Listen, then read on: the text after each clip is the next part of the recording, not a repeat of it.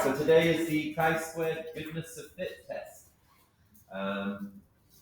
So in general, what this test is about, if you collect some data, you can use this to determine, is this data normally distributed? You collect heights of different students, or you get the height of different footballers, and you want to say, is this group normally distributed? You can find the mean, standard deviation, use a normal distribution to get your expected values, and see, does the data fit the model? So the chi-squared goodness of fit test, it's about seeing, does the data fit a specific model? So our first one up on this one is Year 8 students are asked what day of the week their birthdays are. Write down a table of expected values that each day is. Write down the table of expected values. So what is the model here? You're asking a bunch of students what day of the week their birthdays, what would you expect it to be? Very even. It should be symmetrical. It should be a symmetrical distribution. There should be an even amount on each day of the week. So how many students are there in total? You get your calculators out, use your calculators.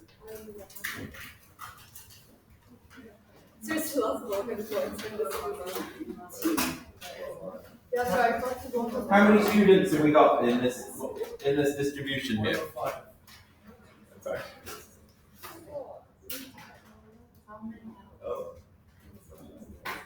We're calculating the frequency? How many? Total frequency. How many students have we got? 105. How many days of the week? 7. How many would you expect to be on each day of the week? Even. 15. So for A, our expected data is going to be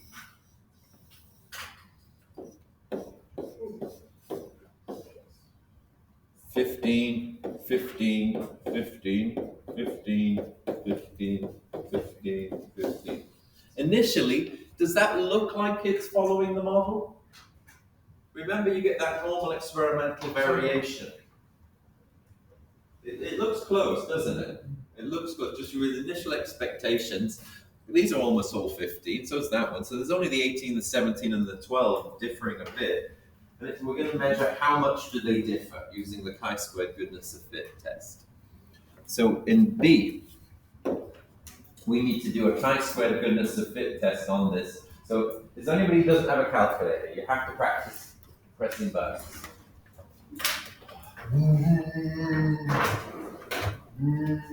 Shade. Oh, So you're going to be other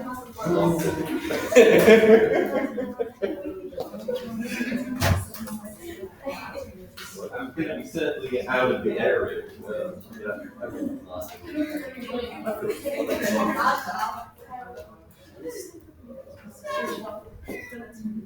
All right. So we've got our data there. This is our observed data. Those are our expected frequencies, and we need a calculator. Now for this one, we're not going to enter it on the rate matrix. So on your calculator here at this particular point, press Control, Add Page, and add a list and spreadsheet. Sorry?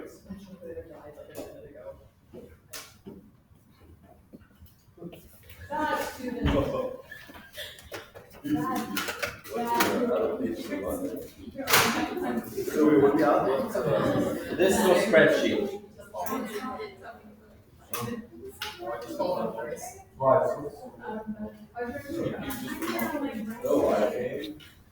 Asha, don't talk. Ever. Number 4, list or spreadsheet. So in the first column, we will have this as our observed frequencies. So O will do us. And on the second column, we'll have E for expected frequencies. So those are our observed frequencies and our expected. Enter the data in the contingency table into the first column. 14, 18, 17, 40.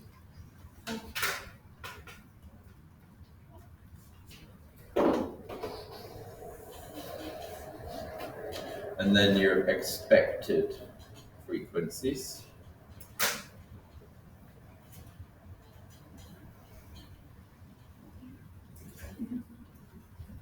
To the second column.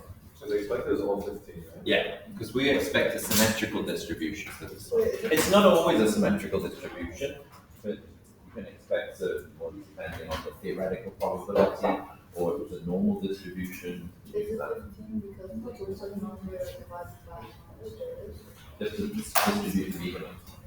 If it was to be a decimal, what would you round it down? Or No, I put the decimal. okay. Expected frequencies can be a decimal. Even if it's like, let's say in the context of like People. counting like the people. Yeah. But you need it to add up to 105. If you remember back when we did that by hand chi-square goodness fit test for independence, the expected frequencies were like 9.45 and 10.55. Yeah. Has to add up to the same total. So move back to this page here. Easiest way is to press Control and left on the touchpad. Then we're going to go into menu, stats again, stat tests again, and you can see the goodness of fit is number 7 there.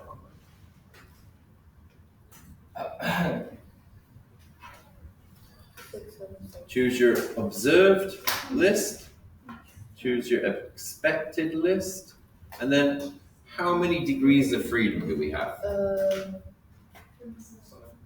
Wait, oh, How many rows do we have? 7. So rows minus 1, columns 1. 6 degrees. 6 degrees of freedom. Go to calculation. Then click OK. Menu, start. But never mind. Oh. What? What's observed list?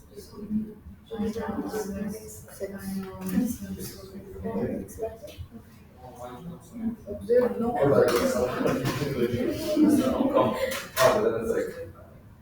Oh. Okay. So you should get your results like this. What is the chi-squared calc value? 0.952. So chi-squared calc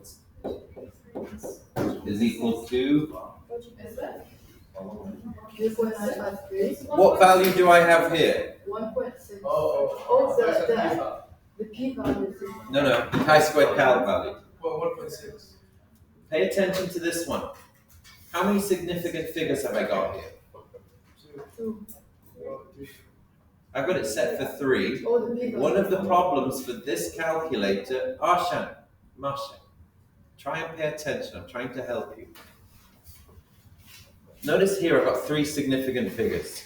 One of the main issues for this calculator is when it's set into 3 significant figures, if the last digit is 0, it loses it. So this one is 1.60. This calculator will take that 0 away and only try and trick you. So it's something good to remember. If I just press document 7.2 and change from float 3 into float, you'll see why if I recalculate that. So I'm on floor, it doesn't show the 0. All right, yeah, me too. So it probably came out at 1.6, but we're right at 1.60. So even if an exam, if it's like 2.5. Usually when you're doing calculation, it rounds it to what appears to be 2 significant.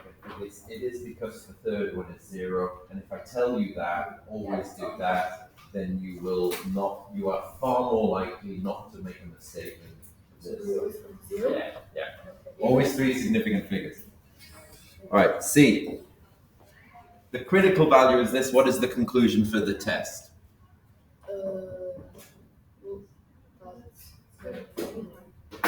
How do we conclude a hypothesis test? What's the first thing to write?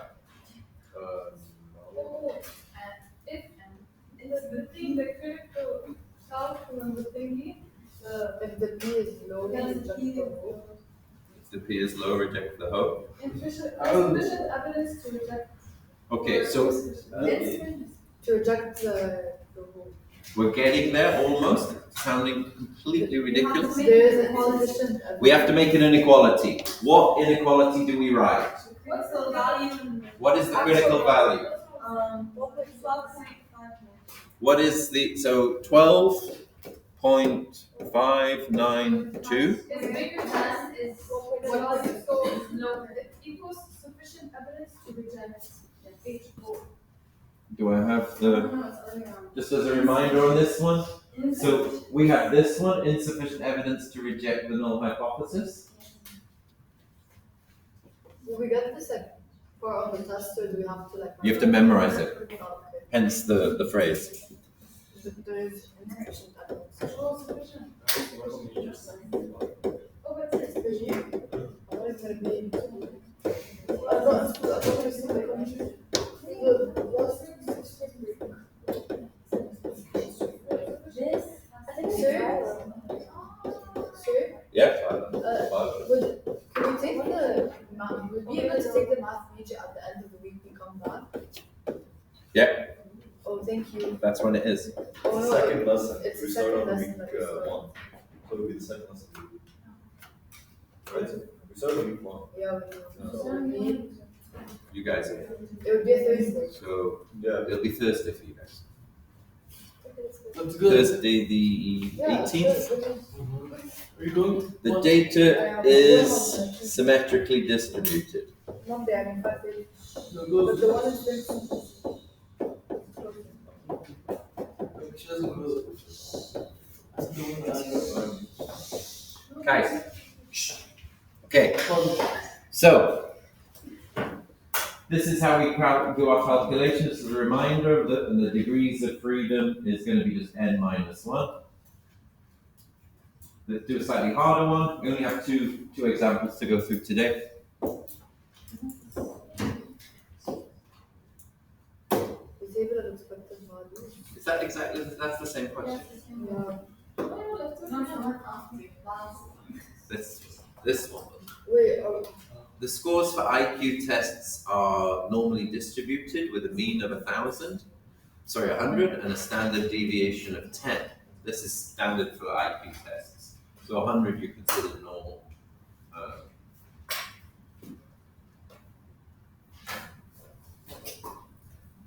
If the standard deviation is 10, remember that most people are within 3 standard deviations. So for an IQ test, you're expected to be, most people will be, 95% of people are between 70 and 130.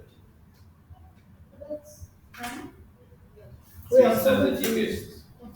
Don't be. Okay, Try and make sense of it. can you say that again so I can try to listen to it? The mean is 100. Sorry, the mean of an IQ test is 100. The standard deviation is 10. So 95% of people in a normal distribution are between 3 standard deviations of the mean. 3 standard deviations is 30. So 30 above and 30 below. So anything outside of that, you're in the bottom or top 5%. No, that's just general knowledge. Thank you. But general knowledge? Yes.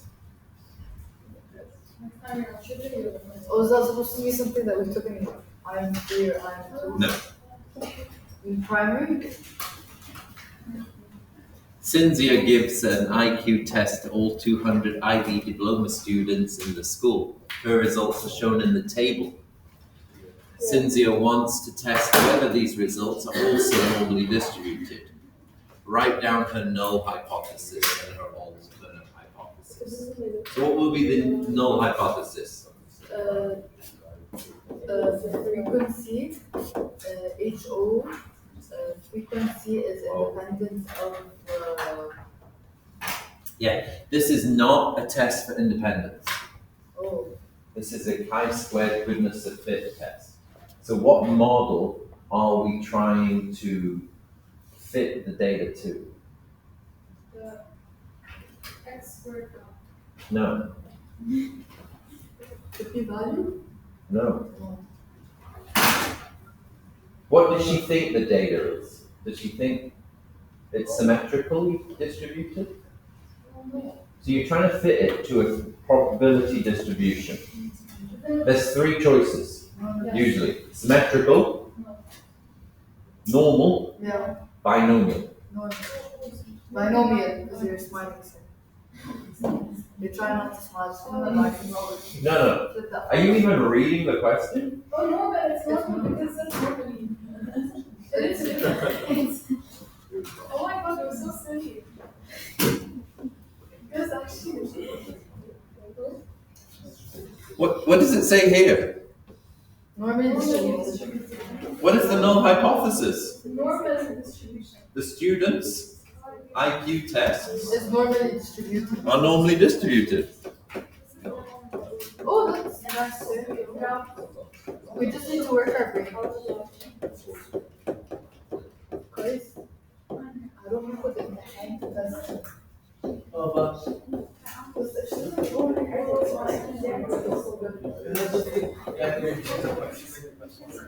What would be the alternate hypothesis? What would be the alternate hypothesis? Right. The students' IQ tests are not normally distributed. We must be at this end. The students. So what's your IQ? Like maybe like 70.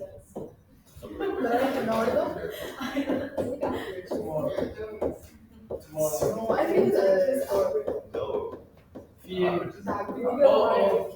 في تجاه شوف البس كده يعني Okay.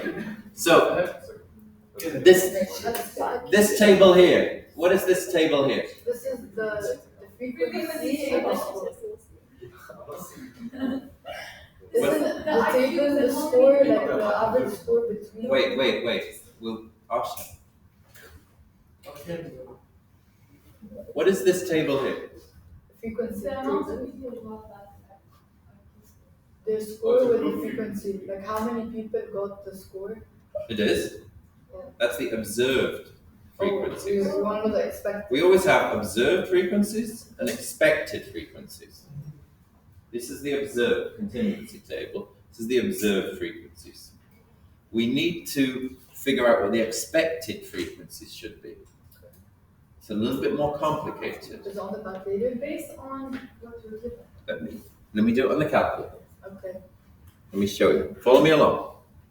So to calculate the how do we calculate expectation?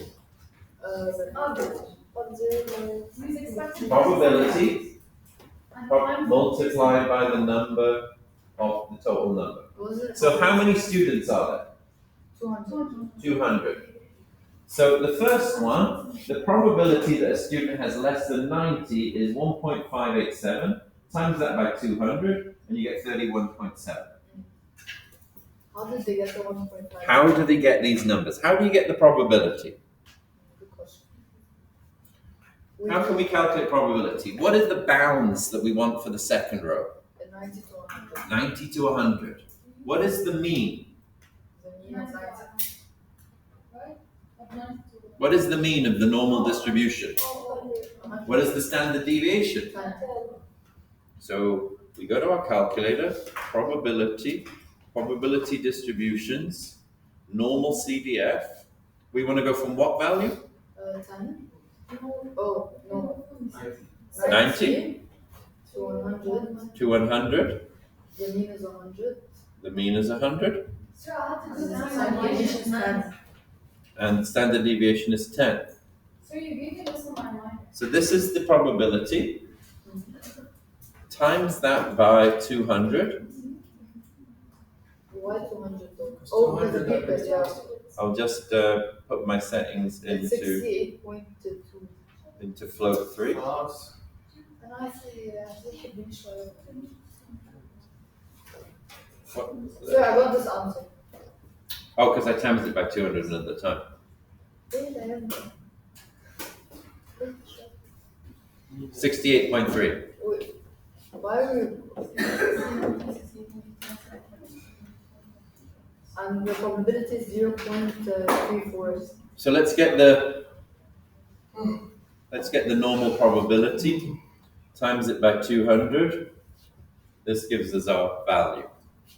So if I take that probability now again, and I change the bounds, that's the first two. So this time I'm going to go from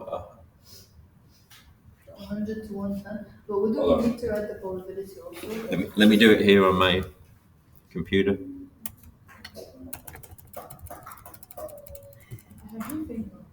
I'm cutting corners and not writing the probabilities this time because we're short of time today.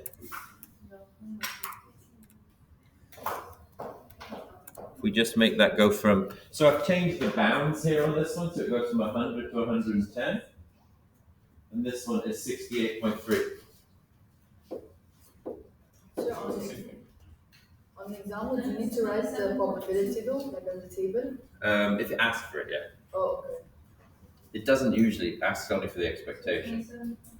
So what do we enter here? 110. All right, let me not do it on the smart board. 110 to what? We want 110 to 120. That's going to give us 27.2.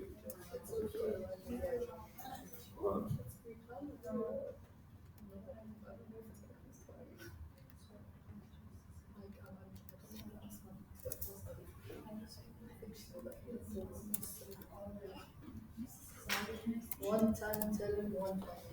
Oh, and through the top.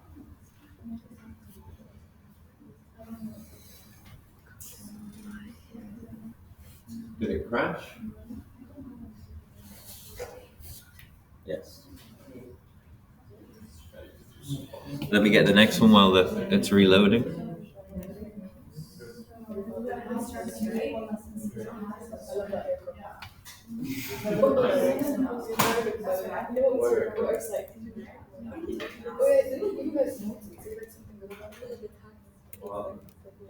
I'm so sorry about This one like that. Two. Oh, That's crazy. Oh, really? Again? Yeah. That's it for you. How did you?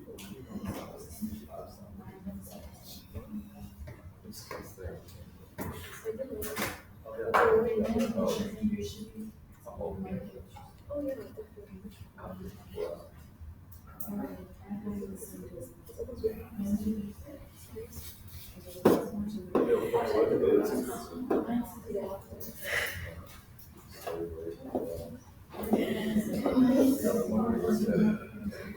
Still gonna cost. Yeah, so. Okay, so filling in our values, what values did we get? We got 68, 68.3, 68.3, 27.2, 4.28, 0.24264. All right. So this is our expected frequencies. However, pay close attention to this. An expected frequency must be greater than 5 to carry out a chi-squared test. So for either of the chi-squared tests, your expected frequencies have to be greater than 5. In this case, they're not greater than 5. So what we can do is we can add together these two rows. Instead of making this go from 120 to 130 and then 130 upwards, we can make it go from 120 upwards. Is it always going to be like the last two rows specifically? No, it could be anything in your tables. Let me just get that. We didn't quite go high enough. We got this number, 0.27. Okay, so I'm going to take these two numbers. I'm going to take this row, 4.28, and I'm going to add this one. I'm still only at 4.55 when I add them together. What do I have to do? You go to the 110 and you make it from 110 to the... So I have to readjust this row, make it from 110 upwards. So what we end up with is we're going to have to cut this down into this one. And our expected frequencies are going to be 31 to 37, 68.3, 68.3, 31.7. And it's because it's like less than 5. It's because it's less than 5.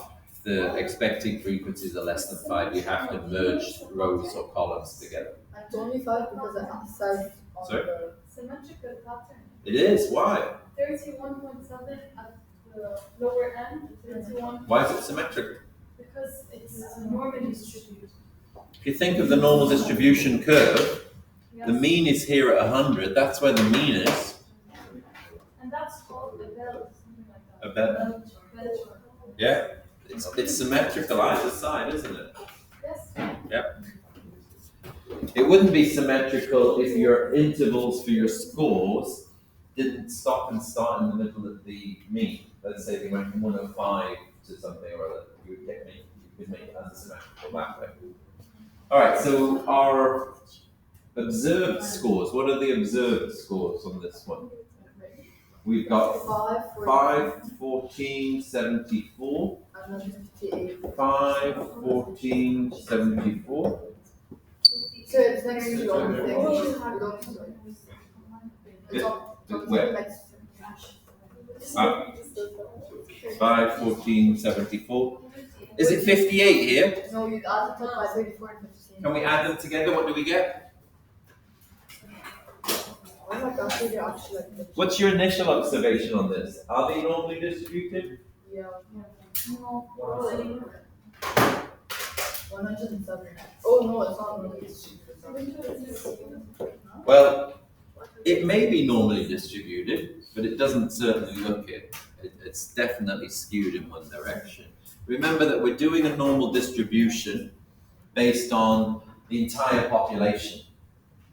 So we're comparing this sample of students to entire world population, because the IQ scores are set for world population at 100 for being the mean. So this group, you can clearly see, no, they're well above it. Let's finish this off. So we've rewritten it. How many degrees of freedom do we have? 2. 1. Because it's one, because it's the square part of the. How many rows? 3. How many rows in this table? 3. 4. What's 1 less than 4? Sir. How many degrees of freedom do we have? Oh, that's a column. That's not. No, there was one. No, I thought the rows are this, not this. Those are one. Okay. I'm not sure about that. What is the chi-squared and p-value for this test? The critical value. Do you have to put the matrix? Oh. I will tell you since.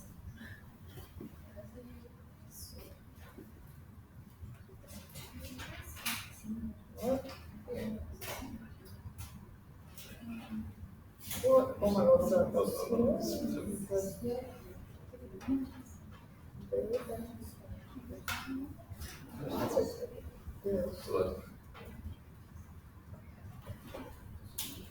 How many rows are there? 3 rows? Yeah, 4 rows.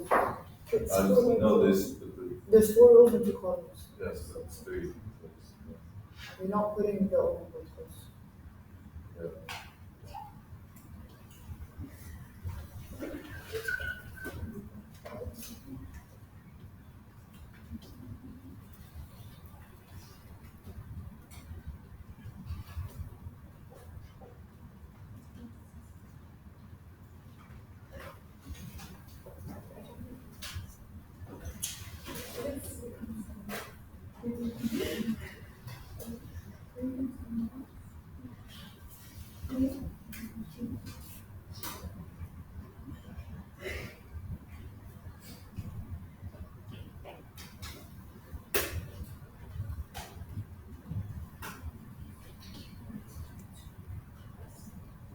So we use statistics.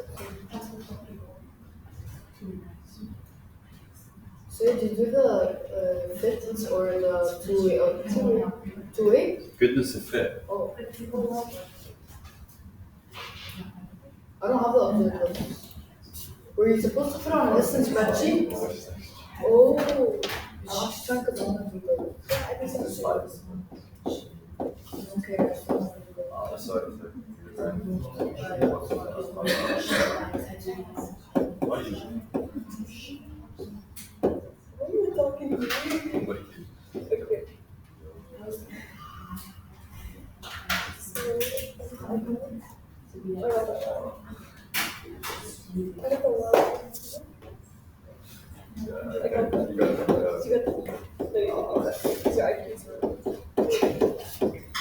Okay, so we have sufficient evidence to reject the null hypothesis.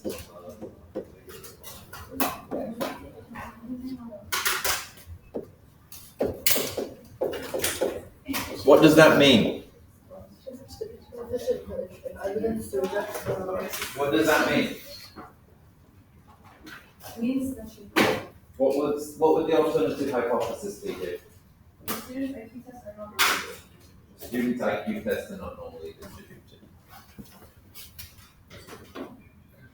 Okay, homework for today is exercise 8D and 8E. This is homework for the break. Sorry about this, we do have the major on Thursday when we come back. This is a great exam question to get you a normal distribution, expectation, and the hypothesis test. It's Because if the week continues, it doesn't start, and the week continues down. Yes, that's great. So it's again when we come back.